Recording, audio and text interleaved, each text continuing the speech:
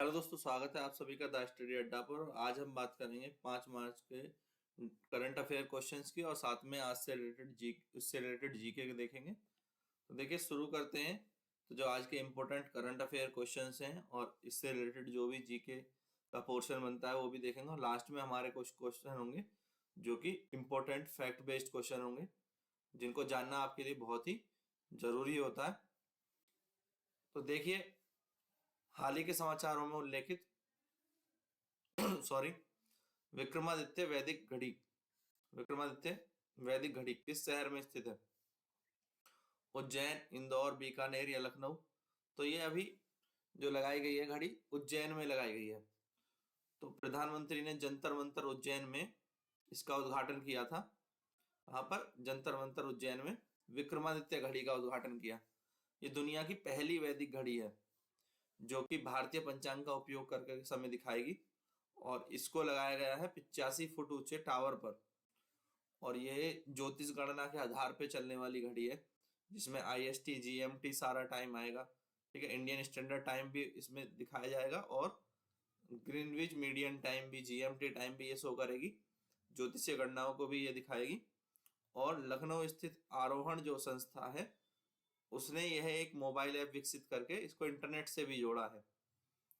तो ये एक बड़ी, एक एडवांस किस्म की घड़ी है जो उज्जैन में लगाई गई है। तो आप ये याद रखेंगे। अगला देखें, ग्लोबल वेस्ट मैनेजमेंट आउटलुक 2024 अभी ये जारी किया गया। तो इसे किस संगठन द्वारा जारी किया गया है, ये आपको बताना है कि ग्लोबल वेस्ट मैनेजमेंट आउटलुक 2024 किस संगठन द्वारा जारी किया जाता है। तो ये किया है UNEP ने। किसने जारी किया है? UNEP ने। अब UNEP क्या है? संयुक्त राष्ट्र पर्यावरण कार्यक्रम। ठीक है, यूनाइटेड नेशंस इन्वायरमेंट प्रोग्राम। इसने और किसके साथ? International solid waste association. इन दोनों ने मिलकर ये रिपोर्ट जारी की है, global waste outlook management report. और इसमें बताया गया है कि जो नगर पालिका का जो ठोस अपशिष्ट है ग्लोबल लेवल पर 2020 में, वो 2.1 बिलियन टन तक पहुंच गया था। और जिसका अनुमान इन्होंने लगाया है कि 2050 तक वह 3.8 बिलियन टन हो जाएगा। यानी जो वेस्ट है कितना बढ़ करके कहाँ तक पहुंच जाएगा। साथ ही इस वेस्ट के मैनेजमेंट में जो खर्चा 2020 में आ रहा है वह है 252 billion US dollar. 252 billion US dollar का खर्चा इसमें आ रहा है। और ये खर्चा 2050 तक दुगना हो जाएगा। ठीक है, ट्वाइस। तो दुगने होने का अनुमान यहाँ पर लगाया गया है। और इससे जुड़े खतरे से जुड़े जो भी, इससे वेस्ट से जुड़े जो भी खतरे हैं उनकी तरफ भी आगाह किया गया है इस रिपोर्ट में। तो ये बहुत इंपॉर्टेंट रिपोर्ट होती है जो हर साल जारी की जाती है। किसके द्वारा? UNEP के द्वारा, ग्लोबल वेस्ट मैनेजमेंट आउटलुक 2024। ठीक है, याद रखेंगे किसने जारी की है? UNEP ने जारी की है। और क्या अनुमान लगाया है कि 2020 में जो 2.1 बिलियन टन कचरे का उत्पादन हुआ है वो लगभग लगभग दुगना हो जाएगा, यानी 3.8 बिलियन टन हो जाएगा। कब? 2050 तक। इसी तरह उस पर जो प्रबंधन में खर्चा है वो भी दुगना हो जाएगा। तो ये अनुमान लगाया है। अगले प्रश्न पर चलें। तो अगला प्रश्न देखें, मेलानो क्लामिस द्रौपदी, ये अभी समाचारों में था। तो ये क्या था? ऑक्टोपस था, समुद्री स्लग था, केकड़ा था, कछुआ था। तो अब यहाँ पर चित्र में आप देख सकते हैं, तो ये एक समुद्री स्लग है, मेलानोक्लमिस। और इसका नाम द्रौपदी जो रखा गया है, ये भारत की राष्ट्रपति के नाम पर इसका नाम द्रौपदी रखा गया है। अब मेलानोक्लोमिस क्या है? ये हेड सील्ड समुद्री स्लग है। क्या है? ये होते हैं हेड सील्ड समुद्री स्लग। अभी इसको जूलॉजिकल सर्वे ऑफ इंडिया ने खोजा था। और ये नई प्रजाति जो खोजी गई है, इसका नाम राष्ट्रपति द्रौपदी मुर्मू के नाम पर रखा गया है। कहां पर खोजा गया है? पश्चिम बंगाल और उड़ीसा में इसको खोजा गया है। ठीक है, तो ये इसकी लंबाई है 7 मिलीमीटर। 7 मिलीमीटर तक इनकी लंबाई बताई जाती है। और ये भूरे काले रंग के होते हैं। इनका शरीर कैसा होता है? भूरे काले रंग का शरीर रूबी लाल धब्बे इनके शरीर पर पाए जाते हैं और ये अकशेरुकीय प्राणी है, यानी इसमें हड्डियां नहीं होती है, अकशेरुकीय प्राणी होते हैं। और ये गीले समुद्री तट पर रहते हैं। ये उभयलिंगी स्लग होते हैं जिनमें सुरक्षात्मक रूप से बलगम का एक कवर आवरण बनता है और ये रेत के नीचे चलते समय कछुओं की तरह निशान छोड़ देते हैं। तो इसके बारे में आपको याद रखना है कि कौन से समुद्री स्लग अभी पाई गई है, उसका क्या नाम रखा गया है, मेलानोक्लामिस द्रौपदी। ठीक है, अब बात करते हैं हाल ही में दिए गए टाइलर पुरस्कार की। तो टाइलर पुरस्कार अभी हाल ही में दिए गए, तो किसको दिया गया? पहला कथन है कि टाइलर पुरस्कार जो है जोहान रॉकस्ट्रॉम को दिया गया। दूसरा कथन है यह पर्यावरण से संबंधित पुरस्कार है। तो बताओ कौन सा कथन सही है? केवल एक, केवल दो, या एक और दो, दोनों, या इनमें से कोई नहीं? तो ये पुरस्कार इस बार जोहान रॉकस्ट्रॉम को ही दिया गया है। ये है जोहान रॉकस्ट्रॉम और ये पर्यावरण के क्षेत्र में ही दिए जाने वाला पुरस्कार है, यानी ये दोनों कथन जो है सही है। अब दोनों कथन सही हैं तो थोड़ा सा इसके बारे में जान लें। जो टाइलर पुरस्कार है ये 1973 से दिया जाना शुरू हुआ था। इसे हम पर्यावरण का नोबेल पुरस्कार भी कहते हैं। ठीक है, नोबेल पुरस्कार ऑफ एनवायरनमेंट। और दक्षिण कैलिफोर्निया यूनिवर्सिटी के द्वारा ये पुरस्कार दिया जाता है जिसमें $2.5 लाख की राशि और एक जो है पदक दिया जाता है। तो ये चीजें आपको याद रखनी है टेलर पुरस्कार से, तो ये इंपॉर्टेंट फैक्ट हो जाएंगे। इस साल जो टेलर पुरस्कार मिला है वो मिला है जोहान रॉकस्ट्रॉम को। किन्हें मिला है? जोहान रॉकस्ट्रॉम। क्यों मिला है इनको? इनको मिला है प्लेनेटरी बाउंड्रीज फ्रेमवर्क के विकास के लिए। प्लेनेटरी बाउंड्रीज फ्रेमवर्क के विकास के लिए। अब ये क्या होता है, अब ये देख लो कि जो प्लेनेटरी बाउंड्रीज फ्रेमवर्क इन्होंने बताया कि हमारा जो प्लेनेट है, अर्थ है, वो 9 तरह के उस पर खतरे हैं और अगर इन 9 खतरों की सीमा जो अति पर पहुंच जाएगी, ये 9 खतरे अति पर पहुंच जाएंगे, तो इस प्लेनेट पर जीवन जो है उसका अस्तित्व खतरे में आ जाएगा पूरी तरह से। जीवन फिर बहुत गंभीर खतरे में आ जाएगा। उनमें से अभी अगर देखा जाए तो 6 की जो है बाउंड्री वो क्रॉस हो चुकी है। ऐसा अनुमान लगाया जाता है 2023 तक इन 9 में से 6 खतरे तो पैदा हो चुके हैं और जो एक बाउंड्री लेवल, ये बाउंड्री लेवल है जो नीला एरिया, ग्रीन एरिया है, उससे ऊपर चले गए हैं। तो देखो ये 6 खतरे इससे ऊपर चले गए हैं, रेड जोन में आ गए हैं ये 6 खतरे। और जो 3 है अभी रेड जोन में नहीं है। तो यहाँ पर आप देखेंगे तो एक जैसे जलवायु परिवर्तन है, तो जलवायु परिवर्तन है ये भी रेड जोन में चल रहा है ना। यहाँ पर देखो क्लाइमेट चेंज, तो क्लाइमेट चेंज में CO2 का इमिशन और ये सब क्या है, रेड जोन में है। इसी तरह से जो है जीव मंडल अखंडता में परिवर्तन, ठीक है, तो ये देखो ये रेड जोन में चल रहा है। और समतापीय मंडलीय ओजोन रिक्तीकरण, समतापीय मंडल ओजोन रिक्तीकरण, तो ये कहाँ पर है देखो, हाँ ये स्ट्रेटोस्फेरिक ओजोन डिप्लेशन, तो ये अभी ग्रीन जोन में है। तो अभी ये जो है इसका लेवल क्रॉस नहीं हुआ है। फिर महासागरीय अम्लीकरण, तो महासागरीय अम्लीकरण यानी ओशन एसिडिफिकेशन, ये भी ग्रीन जोन में है। तो हमारे 3 तो ग्रीन जोन में है और एक यहाँ पर है कि जैव भू रासायनिक प्रवाह, और ये है एटॉमिक एरोसोल लोडिंग। तो एटॉमिक और वायुमंडलीय एरोसोल लोडिंग ये ग्रीन जोन में है, ये 8वें नंबर का पॉइंट। बाकी सभी जो है रेड जोन में चल रहे हैं, इसका मतलब उनका एक सर्टेन लेवल क्रॉस किया जा चुका है। यहाँ पर आप सभी के नाम पढ़ लेंगे। तो ये 9 प्लेनेटरी बाउंड्रीज फ्रेमवर्क, ये जो 9 खतरे हैं ये किसके द्वारा बताए गए थे? जोहान रॉकस्ट्रॉम के द्वारा। और अगर ये सारे के सारे रेड जोन में आ जाते हैं तो पृथ्वी पर एक बड़े संकट, एक बड़ी आपदा आ जाएगी जिससे कि जीवन जो है पूरी तरह खतरे में पड़ जाएगा। तो यही इसमें दर्शाया गया है और इसी के लिए इनको क्या मिला है? टेलर पुरस्कार मिला है 2024 का, टेलर अवार्ड। ठीक है, तो इनके काम को भी मैंने आपको समझा दिया कैसा इनका काम रहा है। और टेलर अवार्ड जो है उसके बारे में भी हम जान चुके हैं कब से देना शुरुआत हुई है, 1973 से। ठीक है, तो अगला प्रश्न देखें। अभी हाल ही में जो है इंटरनेशनल बिग कैट अलायंस, ये एक समूह बनाया गया है, इंटरनेशनल बिग कैट अलायंस। तो इसके बारे में बताना है। जो इसका मुख्यालय भारत में स्थापित किया जाएगा, पहला स्टेटमेंट है।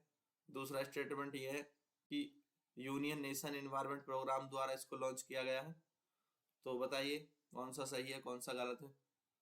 तो पहला स्टेटमेंट सही है और दूसरा गलत है। इसको लॉन्च भी जो है भारत सरकार द्वारा किया गया है, तो इसमें केवल जो है यहाँ पर पहला स्टेटमेंट ही सही है। अब इसके बारे में देखें तो बिग कैट अलायंस को मंजूरी दी है कैबिनेट ने, और इसको क्यों बनाया गया है, इसमें 96 देश जो है दुनिया के जो बिग कैट रेंज देश है वो शामिल होंगे और अन्य संगठन इसमें शामिल होंगे। इसका मुख्यालय भारत में होगा और सरकार ने इसके लिए 150 करोड़ रुपए के जो है मंजूरी भी दी है। इसमें जो बिग कैट वर्ग के जो जंतु हैं कौन कौन से हैं, बाघ, शेर, तेंदुआ, हिम तेंदुआ, चीता, जैगुआर, प्यूमा, ये 7 शामिल हैं। इन 7 के संरक्षण के लिए एक प्लेटफॉर्म बनाया गया है, इंटरनेशनल बिग कैट अलायंस। तो इन 7 के संरक्षण के लिए ये प्लेटफॉर्म है। अब ये 7 कौन से है फिर से यहाँ देख लो, जैगुआर है, प्यूमा है, लेपर्ड है, लॉयन है, टाइगर है, चीता है और सिनो लेपर्ड है। तो इन्हीं के संरक्षण के लिए ये प्लेटफॉर्म बनाया गया है। ठीक है, अगला क्वेश्चन, विश्व नागरिक सुरक्षा दिवस कब मनाया जाता है हर साल? World civil defence day. तो इसको मनाते हैं हम 1 मार्च को, 1 मार्च को मनाते हैं। ये पूरी दुनिया में क्यों मनाया जाता है? नागरिक सुरक्षा और आपातकालीन तैयारियों के महत्व के बारे में जागरूकता फैलाने के लिए। ठीक है, इसलिए ये मनाया जाता है। 6 दिसंबर 1990 को इसकी शुरुआत हुई थी, तब से ये हर वर्ष मनाया जा रहा है और मनाते हैं इसको 1 मार्च को। 6 दिसंबर को ये प्रस्ताव आया था। अगला देखें, चालू वित्त वर्ष में 2023-24 में अक्टूबर दिसंबर तिमाही में, कब? अक्टूबर दिसंबर तिमाही के दौरान भारतीय अर्थव्यवस्था ने कितने प्रतिशत की वृद्धि दर्ज की है? तो यह है 8.4% की। तो 8.4% की वृद्धि दर्ज की है। ये किसके द्वारा बताया गया है? एनएसओ के द्वारा। एनएसओ के द्वारा बताया गया है कि भारत की अर्थव्यवस्था की वृद्धि 8.4% रही। राष्ट्रीय सांख्यिकी कार्यालय कहते हैं, नेशनल स्टैटिस्टिक्स ऑर्गेनाइजेशन, उसके द्वारा जो जीडीपी के आंकड़े आए उनमें इस तिमाही में भारत की अर्थव्यवस्था ने 8.4% की वृद्धि हासिल की है, ये याद रखेंगे। अब देखें, इस देश ने पार्स 1 रिमोट सेंसिंग और इमेजिंग उपग्रह लॉन्च किया है। तो पार्स 1 जो है ये उपग्रह का नाम है और इसको लॉन्च किया गया है किसके द्वारा? ईरान द्वारा। तो ईरान ने, अगला क्वेश्चन देखें, अभी तेंदुओं को यानी लेपर्ड को लेकर के एक रिपोर्ट आई है, लेपर्ड की संख्या को लेकर के। तो भारत में कितने तेंदुए अब मौजूद हैं? जो 2022 के अनुसार 2018 से जो है तेंदुओं की संख्या में वृद्धि हुई है। इस रिपोर्ट के अनुसार हर 4 साल में ये रिपोर्ट पेश की जाती है। तो अभी भारत में तेंदुओं की संख्या हो गई है 13,874। अभी ये रिपोर्ट कुछ दिन पहले जारी की गई, तो इस रिपोर्ट को आपको जरूर याद कर लेना। ये भारत सरकार के पर्यावरण मंत्रालय द्वारा जारी की जाती है और इस रिपोर्ट को तैयार करता है भारतीय वन्य जीव संस्थान, wild life institute of India, इसके द्वारा तैयार किया जाता है इस रिपोर्ट को। ये 1982 में ये संस्थान बनाया गया था, जिसका मुख्यालय कहाँ है? देहरादून में है। बाकी रिपोर्ट किसने जारी करी है? पर्यावरण मंत्रालय ने। ठीक है, पर्यावरण मंत्रालय द्वारा।